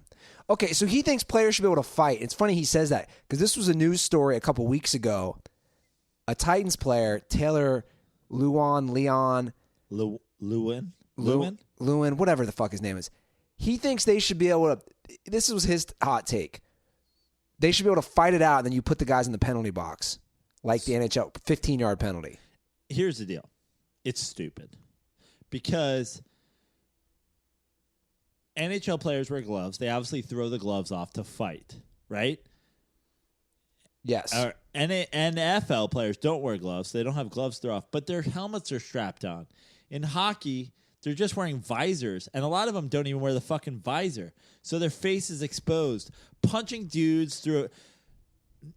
I played football for a long time. I've seen and been in a lot of fights on the football field. The smart players grab other dudes from the face mask and throw them to the ground, and idiots throw punches at guys with face masks on. So unless we're stopping the game, letting them de-helmet and throw fucking blows at each other. And to be honest, they'd have to almost de-shoulder pad. Yeah, but in hockey you have shoulder pads too, obviously. But unless you're like taking your helmet off so you guys can throw face blows, What the fuck are we talking about here? It would never happen. You see that all the time in training camp. Guys throwing punches. It's like, how dumb are you? Like, I hate this dude, and so I shall break my hand. Like, what? Yeah. You can't throw that's why there are face masks. So dudes don't get hit in the face. You don't see a lot of college hockey fights, do you? Because they were required to wear face masks. Anybody who thinks, look, our caller, whoever the guy on the Titans is, Lewin. First of all, I'm sorry you have to play for the Titans. It gets better. But maybe basketball or baseball, they should be able to fight. But football, dudes are wearing helmets. Yeah, it just wouldn't work. All right, let's get through these hockey calls. Also, that's the only reason people watch hockey. So, well, this guy is all worked up. Hot take, melting the hockey ice. Hey, Joe and Andy, this is Jake from Pittsburgh. Just calling in regards to Monday's show. There's a lot of talk about the NHL. First off, just in regards to the controversy, Alexis all the way. Noah slurping on Yager on his birthday isn't grounds to reignite the discussion as to who the hockey correspondent is. But regardless, to the point of the call, Ruther, I would just love to get your defense as to why you seem to have such an aversion to hockey. As a spokesman for the pussification of America, seems to be our least pussified sport. So, with fights being allowed constantly and just constant chippiness throughout the game, I think it's one of our purer sports that is least pussified. So I'd love to get your take on that. Thanks. Bye. Well, Andy, this is I've said this before, though. I mean, this is a straight call out of you. Not only is he calling out your hatred of hockey, which I'm not gonna lie, I'm not a hockey guy. I don't have hatred. But your hatred of hockey seems to come out of nowhere. Also, he's saying that you are Mr. Anti-pussification of America. And I'll say hockey is one of the least pussified sports. So, and I will agree with that. Go ahead. Defend yourself. I will agree with that. Get that fucking mic out of my face. Here, hold on. Go ahead. Praino, get that mic out of my face. Right, we want full coverage on this. Here's what I'm going to say. I've said this before, and I will say, get the fucking mic out of my face. I've said this before, and this is good for the TV version. And I will say, Praino, get the fucking mic out of my face. I'll say this again. I just don't have time to get into a new sport. Dude, literally, it comes down to a time issue. No, it's not. Okay, but. that's it's, fine. It's that's fine. Literally not. But that's fine. But you host a sports show, okay? And can I be perfectly frank with you? Can I be perfectly frank with you? Yeah. And I'll be perfectly frank with the DirtBalls. If I made more money doing this, I'd care more about hockey. It's no different than it's. Let me put it this way. Seems like hold on. Let me finish my point. Seems like a catch-22. It's not a catch. If you cared more about hockey, would you make more money on this? No. Huh? Let me fucking finish my point. Let me finish. If you had Gretzky's pyramid of success, Sorry, continue. My point is, as you know, I had to for my old job. I had to use that to cover all the fucking tabloid gossip shit. Since our radio show got canceled, I don't go to TMZ. I don't go to Huffington Post Entertainment. I don't go to People. Mm-hmm. I covered that shit because I was getting paid a salary to fucking write and talk about it on a radio show every day. So that's my point. If we made more money off this show, I'd have no problem doing more hockey coverage. I'm not going to lie. I'm from the opposites. And you know me. I don't like to give the fans anything. I owe you nothing. My point is, you're never going to convince me to watch tennis. Like, I don't care if we could get 10% more audience caring about tennis. Not caring about tennis. What about with Michael Costa? I love Michael Costa, but that's why we have Costa on. He comes in, he talks tennis, boom, we're done with tennis forever until Costa comes on again. But you're not going to convince me that Rafael Nadal is what we're talking about. Look, I watched. I disagree. Hold on. Can I finish? Can I finish? No, you cut me off all the fucking time. Can I finish? Can I have 2 mics? I'd love 2 mics. You're never going to get me to care about tennis. NASCAR is absurd. Unless dudes are getting out of the car and punching dudes in the face, I don't care. Unless somebody dies, I don't care. If Dale Earnhardt Junior drives into a wall and dies, we'll talk about it. But until then, don't care. Don't care. But there are some things like hockey, golf. I'll say more and more. People fucking care about golf. That, to me, it's worth going, hey, I'll take 2 seconds a week to, like, go to NBC Sports, watch some fucking hockey so that I can go, oh, yeah, I kind of know what Alexis is talking about. Sweet, sweet Alexis. But we also, here's another constraint. Just 2 shows isn't enough. If we were on every day, which to me comes into the money thing, if we were doing 5 episodes a week, we can talk hockey. I would literally have no problem doing that. If we had enough You'd have to start watching hockey. I'd have no problem doing it. Dude, if we had enough ad spots to cover hockey, let's say, for example, if some of these companies wanted to pay us more, then we do it. It's that simple. Speaking of that, I do love SeatGeek, Praino. I mean, if you're going to go watch hockey, Ruther's not. But if you are, I would get those tickets on SeatGeek. I have looked. You want to sit by the penalty box? I have looked. You want to sit by the home team's goal? I have or looked. the away team's goal? Praino, fucking let me get through this. I have looked at tickets for both the LA Kings and the Anaheim Ducks on SeatGeek. 2 hockey teams. 2 hockey teams, 2 SoCal hockey teams. The Ducks tickets are extremely cheap. And I mean extremely cheap. Let's go. We could have some baller seats for a Ducks game for like $40 each. Not even. All available on SeatGeek. I check it on my phone every night before bed. Check it when I wake up. Check it when I'm on the toilet. Those are the best times when I check SeatGeek. You know, I'm perusing the internet. It's your new Tinder. It's my new Tinder since I'm not on Tinder. And best of all the listeners get a $20 rebate off their first SeatGeek purchase. This has not changed. This will not change. In fact, I saw a tweet today, I believe it was from Dr. Olmstead, who said he bought his tickets for, was it Fish? On SeatGeek. Not the Sharks, not the Ducks. Fish, the band. Phish. Fish, like you got a fat old ass. That's right. And he got those tickets on SeatGeek. And to get that $20 rebate on those tickets, simply download the SeatGeek app, go to the settings tab, and click add a promo code and enter promo code DIRTY. That's DIRTY. And SeatGeek will send you $20 after you've made your first ticket purchase. So download the SeatGeek app and enter the promo code DIRTY today. Okay. You want to get to Alexis's call, our hockey correspondent call of the week? We need to give her an intro song, I think. Let's put out the Beverly Dillon Mata signal. Beverly Dillon Mata signal. Beverly Dillon Mata signal. I think this call, he may be able to take some snippets? Some snippets from this call because she's coming in hot. Wow. That's the Beverly Dillon Mata alarm. Okay, let me play the call. Hey guys, it's that time of the week again, and first off, I want to apologize to Andy for boring his pants off last week. But now that he's committed to trusting the process, that's about the only time a girl will be making his pants come off. First you want me to slow down, then you want me to speed up, then be more personable. Well, I suppose I should get into my call before you start roasting me again. Hey Joe and Andy, Alexis here calling in from the Tit Shack with my weekly hockey update.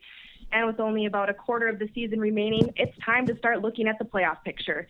Here's the Cliff Notes version of how things are stacking up. North of the border, all Canadian teams are currently in a playoff spot except for the Maple Leafs and the Jets, who are only trailing the wild card by 1 point. This is a huge increase from last year when 0 Canadian teams made the playoffs for just the second time ever. South of the border, the Blue Jackets need to figure it out. They're only playing .500 hockey in their past 20 games after a really hot start and the longest winning streak in the NHL this season. They're currently 3rd seed in their division. And that brings us to one of the most intriguing storylines of the upcoming postseason, which is the Minnesota Wild, who potentially have a goalie of the year, a defenseman of the year, and a coach of the year candidate. But come the playoffs, opponents should fear the Wild's underrated depth. They're currently 4th in scoring, even though no player has actually reached the 20-goal mark yet. In addition to that, they have 7 players on track to hit career best this season. It looks like the Wild might be perfectly set up for a deep postseason run, although they've struggled in the playoffs in recent years. And one final quick note, the Detroit Red Wings are in jeopardy of losing their 25-year postseason streak, which is the third longest streak of its kind ever. And honestly, I could care less about that. Before the Detroit Red Wings were in the Eastern Conference, they were in the Western Conference when I was growing up, and I hated those guys. So shit sucks. I'm glad you're missing the playoffs. How does it feel to play without Pavel Datsyuk? I guess you're finding out. Hope this week's update was more to your liking. Stay tuned next week as we look at additional teams in the playoff race. Stay dirty, boys, and condoms are for Noah.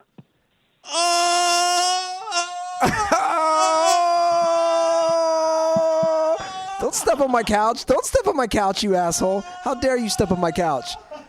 Praino's...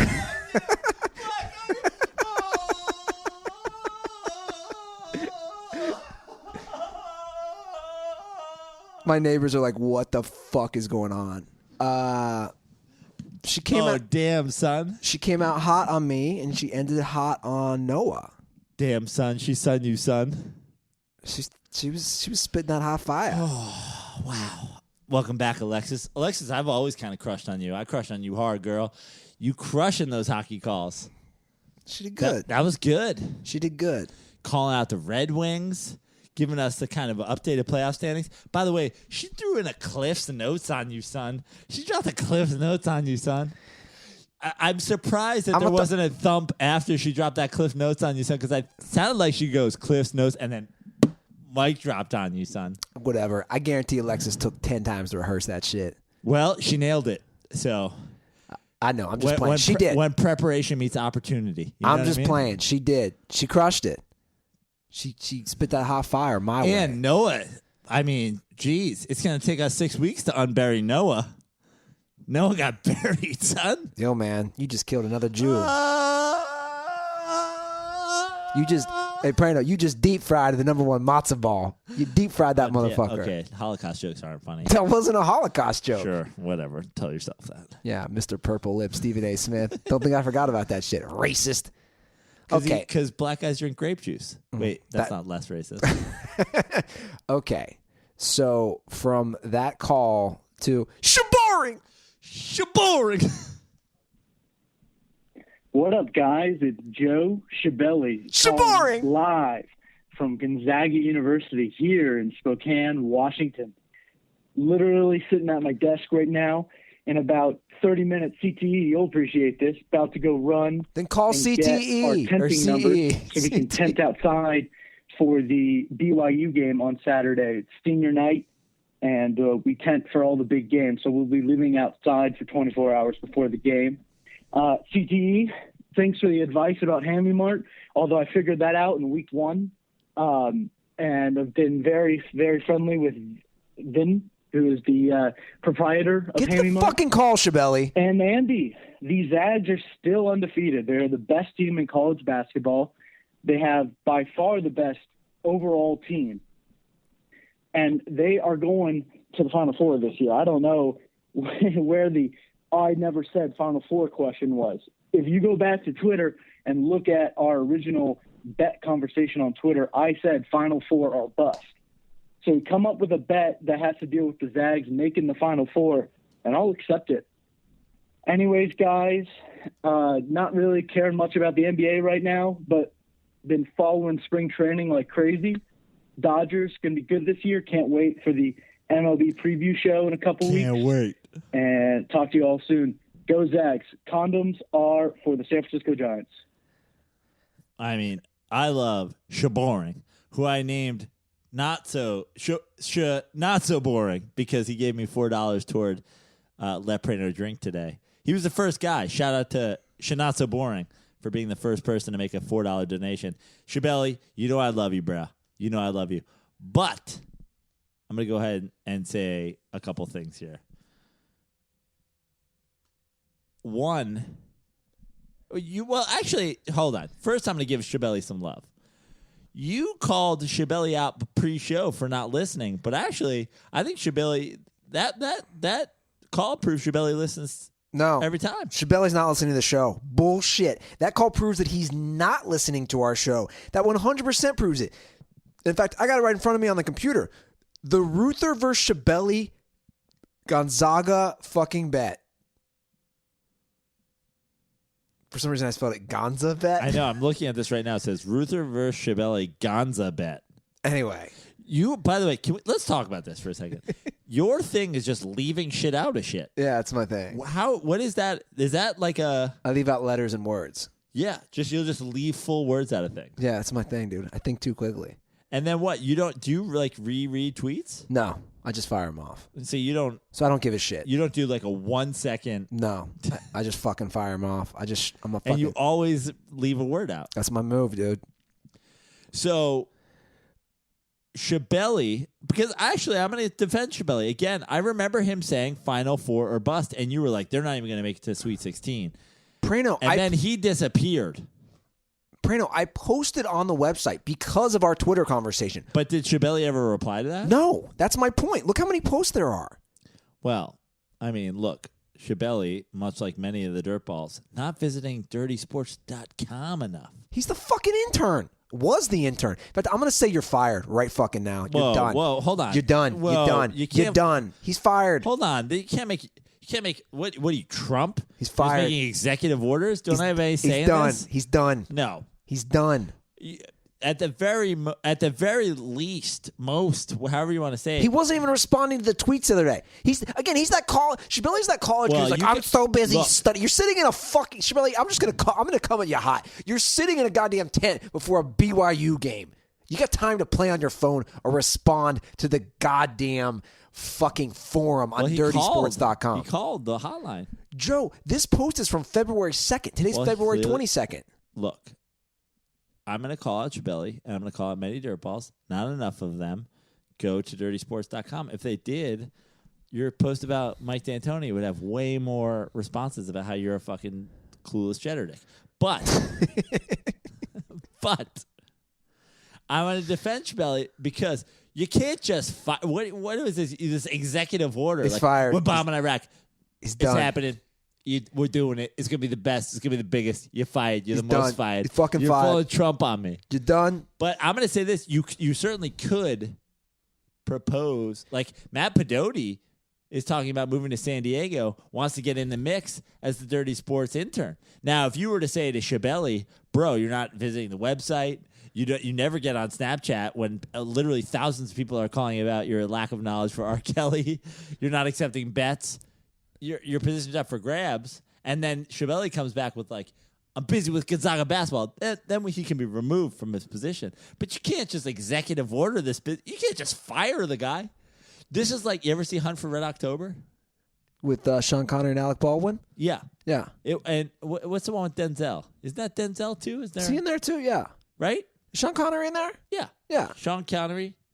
And they turn the nuclear key? Yeah. That's Hunt for Red October, isn't it? Yeah. Yeah. It's a Walt Ruther favorite, by the way. We got to both turn the key here to set off some nukes. You can't just fire a dude without asking. You just go, let's play a call from Shibeli. By the way, I'm going to fire him at the end. Like, what? I'm just saying, he's MIA. He doesn't respond to tweets. He doesn't go to dirtysports.com. He doesn't post snaps of listening to R. Kelly because he still doesn't know what it is. Dare I say, the Dirty Sports Summer 2017 intern is up for grabs. Wow.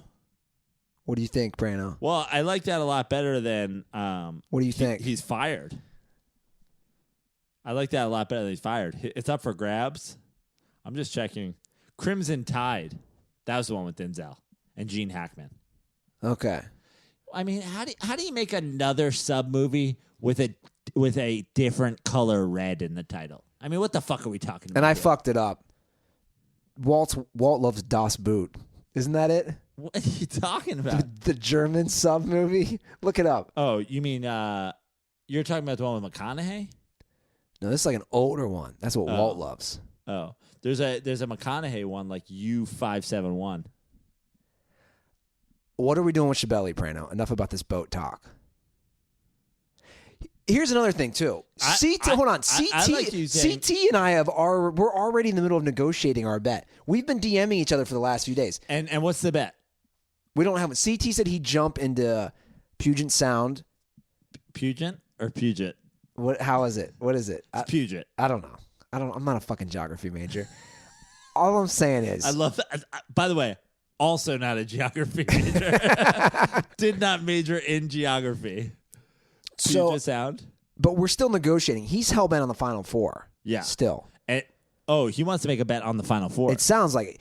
See, here's the thing. CT and both him and Schiavelli are so confident of this final. I always want to just call I them don't both. understand why you're not just taking all bets on the Final Four then. Because last episode you were like, you guys got to meet in the middle and do it. No. Because the thing was, I wanted you to have one bet.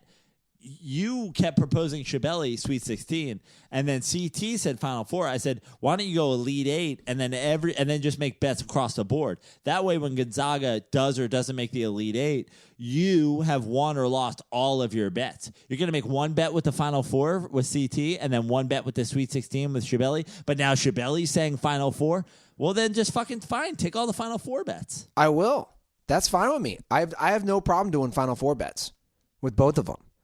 Is Schiavelli's avatar him skiing? Yes. Shaborn. Shadead. Look how many tweets he does of the fucking I love Schiavelli, by the way. Dodgers. I love Schiavelli too, but he's let me down big time. You've always been critical of Schiavelli. That's what I do. Okay, here it is, right here. Here again, February 2nd. This is the exchange we have on Twitter. I know, but now this is kind of starting to prove that you're troller moron. No, it's not. I just created a forum post to decide. Dirtballs, feel free to chime in. What to read me all the exchange? God, this is Schiavelli boring. starts. This is boring. Read it. Schiavelli at Joe Shaboring. He starts and then I troll him. All right, go. I troll him. Just read the. Come on. Okay, Schiavelli tweets, Zags have 23 reasons why college game day should come to Spokane and 0 reasons why they shouldn't. Hashtag go Zags. Hashtag game day to Gonzaga. Right. Hashtag omelet. Hashtag Western omelet. Ira, you didn't even know who Adam Morrison was 5 months ago. LOL. Let's bet. I say Gonzaga won't make it past the round of 32. Schiavelli writes, Final Four bust. Let's do this. What's the bet? I write, I just created a forum post to decide. Dirtballs, feel free to chime in. Okay. And he didn't even join the forum, which was the whole point. I was like, my point was like, okay, Schiavelli, are you going to pick up on this? I'm trying to drive people to the website to get clicks. Well, look, I love Schiavelli. He was a great intern in that he brought coffee and donuts. But I saw that coming. I mean, he didn't often pick up what we're putting down. You know what I'm saying? He didn't pick up on me trying to get people to the website. Right. So, we need to bet. Here's what I say. Shaboring, CT, Ruther, we need to make this all happen. No, it's Final Four now. These guys want Final Four. Fuck it. Okay, fine. 3 of us. You guys are that adamant that they're going to make the Final Four, which I think is hilarious. Let's all bet. What's the bet? I'll bet you guys each $100. Oh, shit. Fuck this fucking jumping into Puget Sound shit or whatever the fuck it's called. I'll bet you guys each $100 straight cash, homie. So here's my thing. I'm big because, we're big time podcasters. So I'm big, even if on our side we pay out. Like I bought some people jerseys. I brought Plossel a Cubs World Series hat with the patch on it, all that. But on their side, instead of making money, I think that they should have to do some sort of community service. Okay, fair enough. So here's what I say. If you lose, if Gonzaga goes to the Final Four, $100 straight cash, homie, to those dudes each. Boom. They win. You win. Both of them jump in Puget Sound and do 1 day of community service in the Seattle or Spokane area. Oh, their choice. Yeah, of their choice. Go to a fucking soup kitchen, pick up trash. CT and I had a bet on the 3-point contest. We both lost, and we traded DMs, and we both agreed, let's just do the community service. So we're both going to spend a half hour picking up trash. So I'm going down to Venice Beach this weekend, just picking up garbage on the beach. Which, by the way, in Venice Beach, if he picks up trash for a half hour... It'll take me a little... I'll literally have to go less than a block. I'm just going to pick up trash outside of my building. No, that will literally do nothing. That's how shitty the trash fucking situation is. But here. it's great. But, I agree. That'd be both good. Picking up half an hour's worth of trash. Okay, there you have it. It's set. If you guys want to join this bet, let me know. It's officially set. And sounds like our GoPro's beeping. That means it's done. It just went You're off. done, fam. Great. Of course. Right before the fucking episode, we're 5 minutes away from being finished. Who cares? We owe them nothing, Andy. I care because you want the whole fucking thing out there.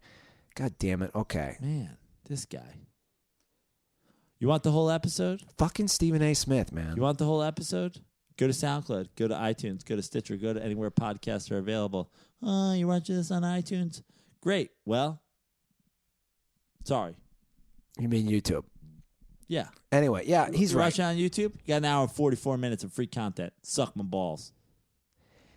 Yeah, he's right. iTunes, SoundCloud, Stitcher. And now you don't know the fucking, hand signals I'm making. I'm about to slam this Miller Lite. People aren't watching on YouTube, though. Subscribe. You guys know the drill. Leave those iTunes reviews.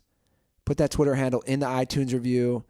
And give us some love on dirtysports.com. You can follow me on Twitter at Andy Ruther. You can see me live by going to andyruther.com. See what upcoming